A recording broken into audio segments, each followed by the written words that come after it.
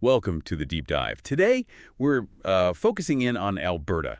Things have been pretty dynamic there, politically and economically, especially since the federal election. Absolutely. A lot going on. Yeah, so we've pulled together news articles from various Canadian sources to, really get under the skin of it. Good plan. We'll look at Premier Smith's reactions, her government's planned law changes, how the energy sector is feeling about the new PM, and, crucially, the issues First Nations are raising. A full plate. Definitely.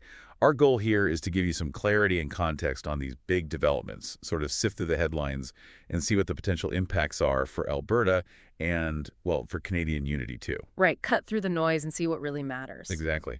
Okay, let's dive in. So first off, Premier Smith's response to the federal election, it was pretty striking, wasn't it? It really was.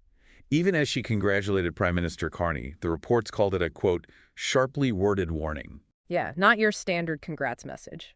She basically came out swinging, accusing the Liberals of undermining Alberta's economy, specifically the resource sector, over the last decade. Sets a certain tone, doesn't it? Right from day one. Absolutely. A very assertive stance towards Ottawa. And she didn't stop there. She said her government would shield Alberta from future hostile acts from Ottawa. I mean, that's strong stuff. Very strong. And she's demanding a complete reset of the whole Ottawa-Alberta relationship. It feels like a line in the sand. Plus, she's launched this What's Next panel. Ah, yes, to gauge Albertans' feelings post-election. Right, and reading between the lines, it sort of feels like it's aimed at, well, maybe exploring options for future referendums. Well, that connects directly to the next big piece, doesn't it? Bill 54. Exactly. The proposed changes to Alberta's election laws. The Election Statutes Amendment Act. And the key thing there is lowering the bar for citizen-initiated referendums quite significantly. Yeah, it was 20% of registered voters needed for signatures. Now they're proposing 10% of eligible voters from the last election. Which is a different, likely smaller pool. And they're giving people more time to collect signatures, too, extending it from 90 to 120 days. So Premier Smith is selling this as, enabling direct democracy.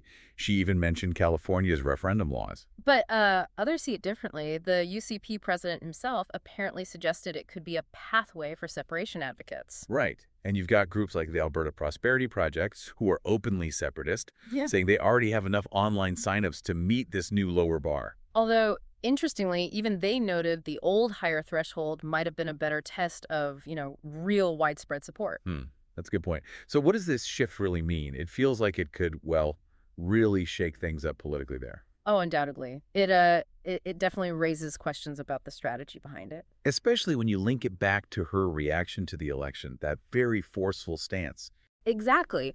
Lowering the referendum threshold right after that, it certainly fuels the conversation about Alberta's place in Canada. But this is where it gets really complex, because the First Nations perspective comes front and center. Absolutely critical. Premier Smith denies she's stoking separatism, but First Nations leaders are pushing back hard. Yes. Pequanny First Nation Chief Troy Knowlton put it very clearly. He emphasized that the Treaties 6, 7, and 8 came before Alberta was even a province. Right. These are agreements with the Crown, not with Alberta specifically. And his point is, Alberta can't just decide to separate without First Nations consent. He said they'll aggressively protect those treaty rights. And it's not just one voice. There was a cease and desist letter sent to the Premier about the separation talk. Right, and chiefs from Surgeon Lake Cree Nation and Mikisew Cree First Nation wrote a letter too, accusing her of trying to, quote, manufacture a national unity crisis. They were very firm that Alberta has no authority over the treaties. The Blackfoot Confederacy also weighed in, saying Bill 54 actually threatens the constitutional and legal order because it ignores those nation-to-crown agreements. It's a really unified and powerful response. And you have experts like Matthew Wildcat emphasizing that Indigenous peoples have to be part of any conversation about separation. It's not just Alberta and Ottawa. Fundamentally, yes, their rights and sovereignty are pre-existing.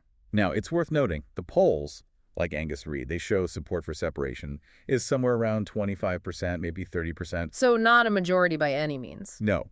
And even some grassroots conservatives are apparently saying a successful separation vote is unlikely anytime soon, just not enough broad support. Former Premier Jason Kenney even called it futile ranting. Right. So lots of talk, but maybe not overwhelming momentum province-wide at this point. That's important context. Okay, let's shift gears a bit to the economy, specifically the energy sector's reaction to Prime Minister Carney. Yeah, this is interesting too. Carney made campaign pledges about energy corridors, making Canada an energy superpower. But there seems to be a fair bit of skepticism in the oil patch about whether policies will really change. Reports mention frustration, even anxiety among oil execs about another Liberal government, even with a new leader. And that came through loud and clear in that letter signed by, what was it, 38 oil and gas CEOs? That's the one. They're basically telling Carney to turn us loose. Simplify regulations, give firm deadlines for project approvals they want, like 6-month targets. And get rid of the emissions cap, repeal the large emitter carbon levy. Which, just for clarity, is that charge on big industrial emitters based on their greenhouse gases. Right. They also want incentives for Indigenous co-investment in projects. Suncor CEO Rich Kruger was quoted saying Canada's energy potential is much higher, but the current regulatory system is beyond broke. And TC Energy CEO Francois Poirier stressed the industry wants to collaborate on infrastructure. The big sticking point seems to be the federal emissions cap. They see it as basically a production cap. Which, in their view, directly contradicts any ambition to be an energy superpower. Yeah, and there was that ATB Capital Markets survey showing investors generally view a Liberal minority negatively for energy investment in Canada. Even Calgary's mayor wrote to Carney, urging him to champion the sector, maybe reconnect with his Alberta roots. So clearly the industry is looking for a major change, a real shift from Ottawa. And that tension feeds right into the next issue, Alberta challenging the federal clean electricity regulations in court. Right. Premier Smith announced they're seeking a ruling on whether those regulations are even constitutional. Their argument is that the feds are overstepping, that the rules are unrealistic for Alberta's grid, which relies heavily on natural gas. And they claim it'll harm affordability and reliability, potentially hiking electricity costs by over 30%. Justice Minister Mickey Amory confirmed they're referring the question to the Alberta Court of Appeal. It's interesting, though. Alberta NDP leader Naheed Nenshi sees it differently. He thinks Smith is just picking fights instead of negotiating. And you have groups like the Pembina Institute saying Alberta should be focused on renewables anyway, that they're swimming against the tide by focusing on gas. Pembina also argued the final regulations actually address some of the reliability concerns that were raised earlier. But Smith's counter is that it doesn't matter, the core issue for her is jurisdiction, that Ottawa is exceeding its constitutional authority regardless of tweaks to the rules. So that legal battle could be really significant for the province's energy future. Definitely one to watch. Okay, finally, let's quickly touch on the bigger picture, Canada-U.S. relations. Prime Minister Carney has that upcoming meeting with President Trump. Yeah, and trade is obviously a huge item on the agenda. Those U.S. tariffs on Canadian steel, aluminum, other products, they're still in place. A major irritant. But there's potential maybe for broader talks. Autos, critical minerals, Arctic cooperation, energy supply. Potentially. But rebuilding trust seems like a pretty big challenge, doesn't it?